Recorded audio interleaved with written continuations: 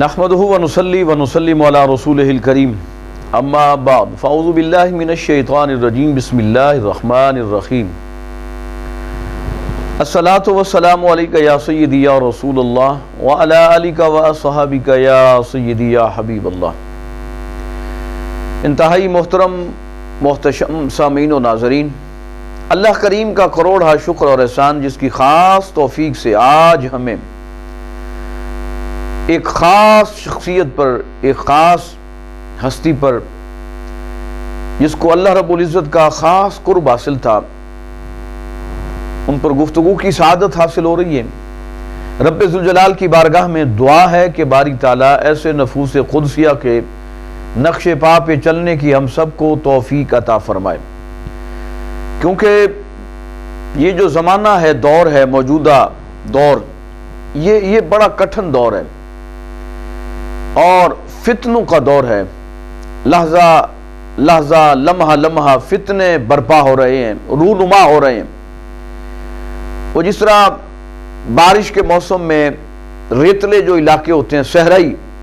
آپ کبھی وہاں جائیں تو بارش کے بعد نا وہ سفید رنگ کی وہ کھمبیاں سی ہوتی ہیں، چھتری ٹائپ بنی ہوتی ہیں، چھوٹی چھوٹی، وہ صحرائی علاقوں میں ایسے جناب نکل آتی ہیں، پتہ نہیں چلتا، ہزاروں کی تعداد میں۔ تو موجودہ دور میں فتنے بھی ایسے ہی کھمبیوں کی طرح جناب نکل رہے ہیں، کبھی اس گلی سے، کبھی اس محلے سے، کبھی اس خانقاہ سے، کبھی اس مدرسہ سے، کبھی اس ایوان سے، کبھی اس گھر سے، کبھی اس چوک سے، کبھی اس مسجد سے، جناب اللہ پاک معاف فرمائے۔ تو ناظرین، وہ کسی نے بڑی خوبصورت بات کی تھی کہ نگاہ ولی میں وہ تاثیر دیکھی، بدلتی ہزاروں کی تقدیر دیکھی۔ یعنی آپ اندازہ کریں کہ رب تعالیٰ نے اپنے بندوں کی نگاہ کا یہ فیض امت کو عطا فرمایا کہ اللہ کا ولی جس سے اللہ کا قرب حاصل ہوتا ہے، وہ ایک دفعہ اپنے چہرے سے پردہ ہٹائے اور پھر جس پر بھی نگاہ اس کی پڑے تو اللہ رب العزت اسے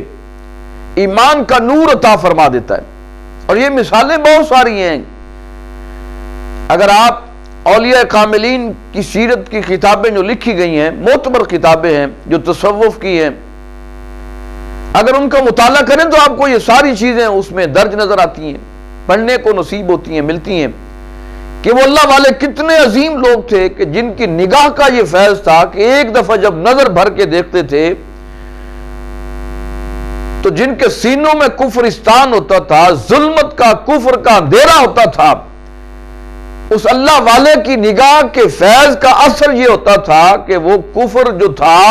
وہ جو ظلمت کا اندھیرا تھا، وہ کافور ہو جاتا تھا، وہ دفع دور ہو جاتا تھا۔ اللہ رب العزت اس اپنے ولی کامل کی نگاہ کے فیض کی برکت سے ان کے سینوں میں ایمان اور نور کا چراغ روشن فرما دیتا تھا، انہیں ہدایت عطا فرما دیتا تھا۔ اب ایک اللہ کا ولی ہے، بڑا قرب ہے اسے اللہ کی بارگاہ میں، بڑا قرب، بڑا مقام، بڑی فضیلت حاصل ہے۔ اب ان کا وقت وصال آ گیا، قریب المرگ، اللہ کی بارگاہ کی طرف رخت سفر باندھ لیا ہے، اب جانا چاہتے ہیں، تیاری کر لی ہے، پورے جوش اور جذبے کے ساتھ، ذوق اور شوق کے ساتھ اللہ کی بارگاہ میں حاضری کی سعادت حاصل کے لیے وہ تیار ہیں۔ افسردہ نہیں ہیں، پژمردہ نہیں ہیں، غمگین نہیں ہیں، خوش ہیں کہ اللہ رب العزت کا دیدار، اور پھر قبر میں تو میرے کریم آقا علیہ الصلوۃ والسلام کا دیدار تو ہونا ہی ہے نا۔ یعنی عاشق تو یہ تمنا کرتا ہے کہ جلد آئے وہ لمحہ کہ جب ہم قبر میں اتریں اور پھر سرکار کا دیدار نصیب ہو جائے۔ اب جب وقت قریب آیا، ایک ساتھی کو بلایا، خاص مقرب بندہ جو تھا، خاص خلیفہ، اس کو بلایا، کہا قلم اور کاغذ پکڑو اور میری یہ 4 شرطیں جو لکھو وصیت کی شکل میں، یہ میری وصیت لکھو۔ انہوں نے لکھنا شروع کی۔ سب سے پہلی وصیت یہ تھی، آپ نے فرمایا میری نماز جنازہ میرے مرنے کے بعد، مجھے غسل اور کفن دینے کے بعد جب جنازہ کے لیے جنازہ گاہ میں لے جائیں تو وہاں باقاعدہ یہ 4 شرطیں پڑھ کے سنانی ہیں کہ ان 4 شرائط کا حامل جو شخص ہے وہ میری نماز جنازہ پڑھائے۔ اب انہوں نے لکھنا شروع کی، جی پہلی شرط یہ لکھوائی اس مرد کلندر درویش، خدا مست درویش نے، ولی کامل نے، جو تقوی کے عظیم منصب پہ فائز تھے، عظیم منصب پہ فائز تھے۔ پہلی شرط لکھوائی کہ لکھیں جی، فرمایا لکھو پہلی شرط یہ ہے کہ وہ شخص میری نماز جنازہ پڑھائے جس کی زندگی میں کبھی تکبیر اولیٰ فوت نہ ہوئی ہو۔ تکبیر اولیٰ حضرت، سامعین و ناظرین غور سے سنیے، فرمایا پہلی شرط یہ ہے کہ جو میری نماز جنازہ پڑھائے اس میں یہ ہونا شرط ضروری ہے کہ جس کی زندگی میں کبھی تکبیر اولیٰ فوت نہ ہوئی ہو۔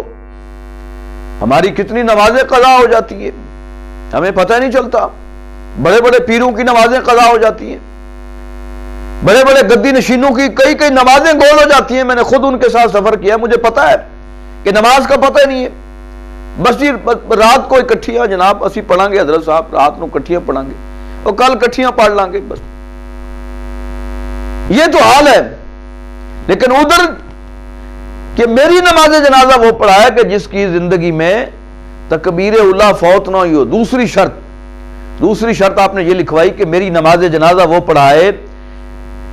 کہ جس کی زندگی میں کبھی نماز تہجد قضا نہ ہوئی ہو۔ نماز تہجد اندازہ کریں سامعین و ناظرین، نماز تہجد ایک نفل نماز ہے، یعنی جتنے بھی جناب نفلی نمازیں ہیں سب سے زیادہ جو اولیت اور افضلیت حاصل ہے وہ نماز تہجد کو حاصل ہے، کیونکہ رسول کریم صلی اللہ علیہ وسلم باقاعدگی کے ساتھ یہ ادا فرماتے تھے اور آپ پر یہ فرض تھی۔ اب امت کے لیے سنت کہہ لیں، وہ نفل نماز کا درجہ ہے لیکن بڑی اہمیت کی حامل ہے۔ فرمایا دوسری شرط کہ جس کی زندگی میں کبھی نماز تہجد قضا نہ ہو وہ میری نماز جنازہ پڑھائے۔ اب تیسری شرط یہ تھی، لکھوائی آپ نے اس اللہ کے ولی کامل خدا مست درویش نے، فرمایا تیسری شرط لکھو۔ فرمایا تیسری شرط یہ ہے کہ میری نماز جنازہ وہ پڑھائے کہ جس نے زندگی میں کبھی غیر محرم عورت کو نہ تکا ہو، نہ دیکھا ہو۔ اندازہ کر لیں آپ کتنی کڑی شرط ہے یار، کون ایسا شخص ہے یار جو اس شرط پہ پورا اترتا ہو؟ کبھی نہ کبھی ملاقات ہو جاتی ہے، نظر پڑ جاتی ہے۔ یہ تیسری شرط بڑی مشکل شرط کہ میری نماز جنازہ وہ پڑھائے جس کی زندگی میں کبھی غیر محرم عورت پر نظر نہ پڑی ہو، نہ دیکھا ہو اس کو۔ لیکن آج اسی سلسلہ کے جو بہت سارے پیروں کو میں جانتا ہوں وہ تو خوش اس بات پہ ہوتے ہیں کہ جب تک ان کے پاس خواتین کا جھرمٹ نہ ہو، خواتین کی کثرت نہ ہو تو وہ خوشی نہیں ہوتے، وہ راضی نہیں ہوتے۔ وہ اس بات پہ زیادہ خوش ہوتے ہیں کہ خواتین آس پاس بس بیٹھی ہوں، پیر صاحب ان کے جھرمٹ میں بیٹھے ہوں اور پھر ہنسی مزاح اور گپ شپ، اور پھر سارا وہ پیر صاحب کو دیکھ رہی ہیں اور پیر صاحب ان کو دیکھ رہے ہیں، جناب بلا حجاب دیکھ رہے ہیں۔ ایسا نظارہ ہم دیکھتے رہتے ہیں، آپ بھی دیکھتے رہتے ہیں، ہم بھی دیکھتے رہتے ہیں۔ اندازہ کر لیں آپ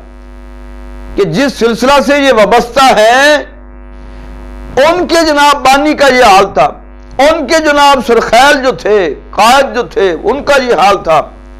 کہ وہ فرما رہے ہیں تیسری شرط لکھیں کہ وہ پڑھائے نماز جنازہ کہ جس کی زندگی میں کبھی غیر محرم عورت پر نظر نہ پڑی ہو۔ اب چوتھی شرط، فرمایا چوتھی شرط لکھو۔ چوتھی شرط کا حامل وہ شخص ہونا چاہیے جو میری نماز جنازہ پڑھائے۔ فرمایا چوتھی شرط یہ ہے کہ جس کی کبھی زندگی میں نماز عصر کی سنتیں قضا نہ ہوئی ہوں، نماز عصر کی سنتیں قضا نہ ہوئی ہوں۔ یہ ہے چوتھی اور آخری شرط۔ سب سے پہلی شرط یہ تھی کہ جناب میری نماز جنازہ وہ پڑھائے کہ جس کی تکبیر اولیٰ فوت نہ ہوئی ہو۔ دوسری شرط یہ کہ نماز تہجد قضا نہ ہوئی ہو۔ تیسری شرط کسی غیر محرم عورت کو نہ تکا ہو۔ چوتھی شرط یہ ہے کہ جس کی نماز عصر کی سنتیں قضا نہ ہوئی ہوں۔ اب جنازہ تیار ہو گیا، جسد خاکی کو اٹھایا، جنازہ کا بہت بڑے گراؤنڈ میں لائے، وسیع گراؤنڈ تھا، لاکھوں کا مجمع تھا، اس میں بڑے بڑے مفسرین بھی، محدثین بھی، علماء بھی، شیوخ بھی تھے، بہت بڑے بڑے پیران کرام بھی موجود تھے۔ بڑے بڑے درس و تدریس سے وابستہ لوگ بھی تھے، مدرسین بھی تھے، معلمین بھی تھے اس میں، متعلمین بھی تھے اس میں، لاکھوں کا مجمع تھا، بڑے بڑے تاجر بھی تھے، بڑے بڑے حکومتی لوگ بھی اس میں شامل تھے کہ اس اللہ کے ولی کامل کا جنازہ پڑھ کے ہو سکتا ہے ہماری بخشش ہو جائے۔ جو ہمارا ایک کلچر ہے، ایک سوچ ہوتی ہے کہ اللہ والے کا نماز جنازہ پڑھنا ہے، بس اللہ والے کی جو تعلیمات ہیں ان پہ عمل نہیں کرنا، بس نماز جنازہ پڑھ کے اپنی بخشش کروا لینی ہے بس۔ اسی طرح بڑا اجتماع تھا، اب ایک شخص مجمع سے نکلتا ہے، اب وہ جناب یہی چاروں شرائط کہ میں حضرت کی طرف سے وصی ہوں، یہ حضرت نے مجھے وصیت نامہ لکھوایا تھا، تو یہ میں پڑھ کے سب کے سامنے اس نے یہ چاروں شرطیں جناب یہ پڑھ کے سنا دی کہ اگر ان 4 شرائط پر پورا اترنے والا اگر کوئی شخص مجمع میں ہے تو وہ باہر تشریف لائے اور حضرت کا نماز جنازہ پڑھائے، بسم اللہ۔ اب جب چاروں یہ شرطیں پڑھ کے سنائی گئیں حضرت کی طرف سے وصیت کی شکل میں، وصیت نامہ کی شکل میں، اب مجمع پہ سکوت تھا، خاموشی، سناٹا، کہ جیسے سارے مجمع کو سانپ سونگ گیا ہو۔ اب کسی میں یہ ہمت نہیں تھی کہ وہ آگے بڑھ کے حضرت کا جنازہ پڑھائے، کسی میں ہمت نہیں تھی۔ اب سب نے اپنے اپنے گریبانوں میں جھانکا، اپنے ضمیر کو ٹٹولا، دیکھا کہ مجھ میں کیا کیا شرطیں پائی جاتی ہیں کہ نہیں۔ اب بہت بڑے تقبے اور بہت بڑے جناب نیکی پر فائز لوگ بھی جو اس میں موجود تھے، نیکوکار موجود تھے، وہ بھی جائزہ لینے لگے کہ مجھ میں کتنی چیزیں ہیں، کسی میں 2 پائی گئیں، کسی میں 3 پائی گئیں، کسی میں 1 پائی گئی، ہر شخص میں کوئی نہ کوئی چیز کمی جناب، چاروں شرائط کسی میں بھی نہیں۔ اچانک کافی دیر کے بعد مجمع سے ایک شخص چہرے کو ڈھانپا ہوا ہے، نقاب ڈالا ہوا ہے، آ کے حضرت کی جناب چارپائی کے ساتھ کھڑا ہو جاتا ہے اور عرض کرتا ہے کہ حضرت آپ تو رخصت ہو چلے، لیکن مجھے دنیا میں رسوا کر کے چلے گئے، میرا جو راز تھا صرف اللہ اور اس کے رسول کو پتا تھا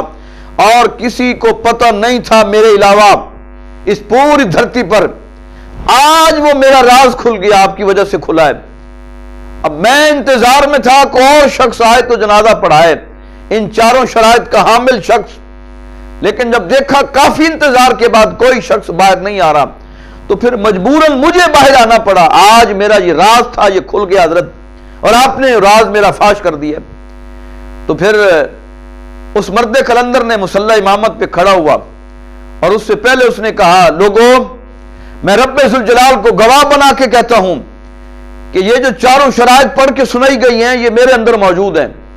کما حق کو موجود ہے، میں رب کو گواہ بنا کے کہتا ہوں، اس لیے میں مصلی امامت پہ کھڑا ہو رہا ہوں کہ کافی دیر کے بعد انتظار کیا کوئی نہیں ہے تو میں نے کہا مجھے جانا پڑے گا۔ تو جس نے نماز جنازہ پڑھایا وہ کوئی عام شخص نہیں تھا، وہ اس وقت کا سربراہ مملکت تھا، حکمران تھا، وزیر اعظم تھا اس وقت کا، اس کا نام نامی اس میں گرامی تھا حضرت سلطان شمس الدین التمش رحمت اللہ علیہ،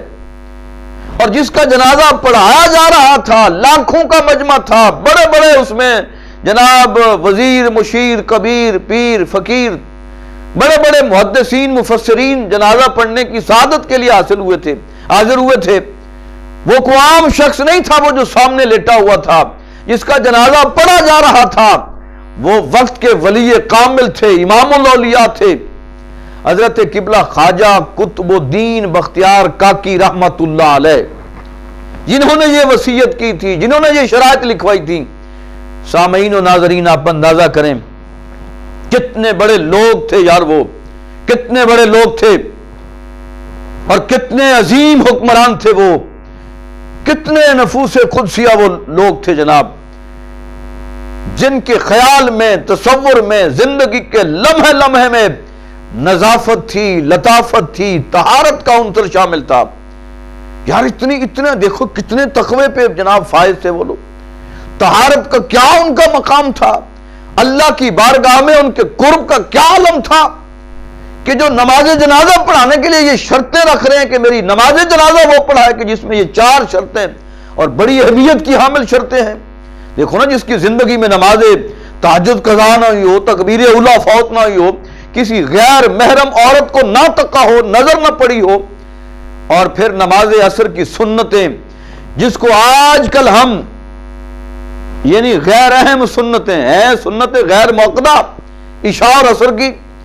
لیکن ہم نے ان کو غیر اہم سمجھ رکھا ہے، بس 4 فرض پڑھ کے جناب اللہ اللہ خیر صلی اللہ جناب۔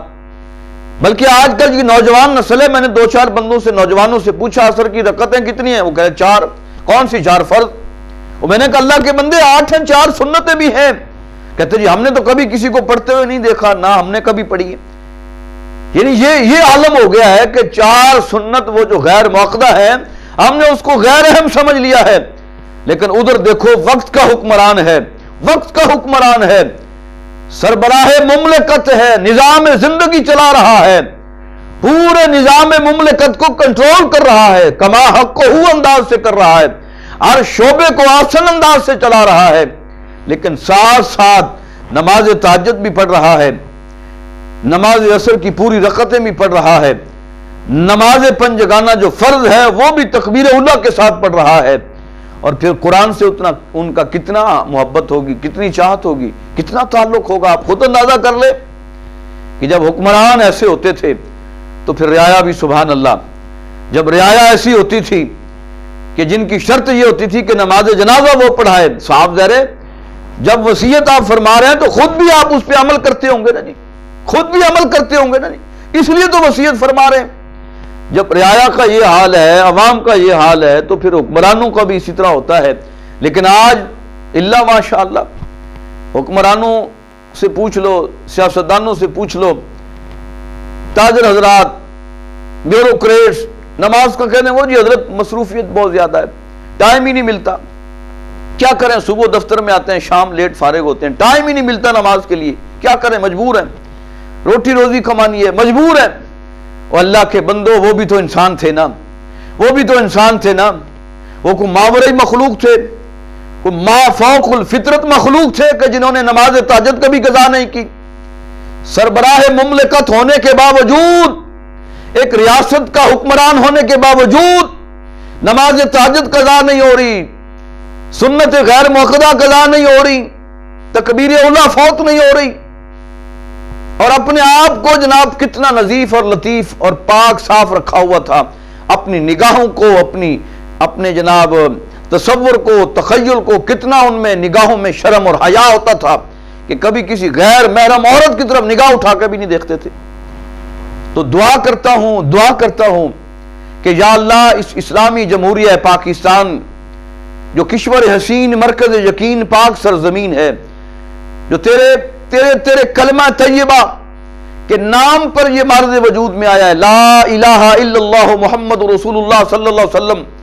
کہ آفاقی کائناتی نظریے کی بنیاد پہ مارد وجود میں آیا ہے، یا اللہ دعا کرتا ہوں یہ عوام بڑی دکھی ہو چکی ہے، بڑے کرب اور مصیبت میں مبتلا ہے، حکمران ایسا حکمران عطا فرما جو حضرت سلطان شمس الدین التمش رحمت اللہ علیہ کے نقش قدم پر چلنے والا ہو، آپ کی سیرت طیبہ کو آئیڈل بنانے والا ہو، اور پھر ہمیں ایسے ولی کامل بھی عطا فرما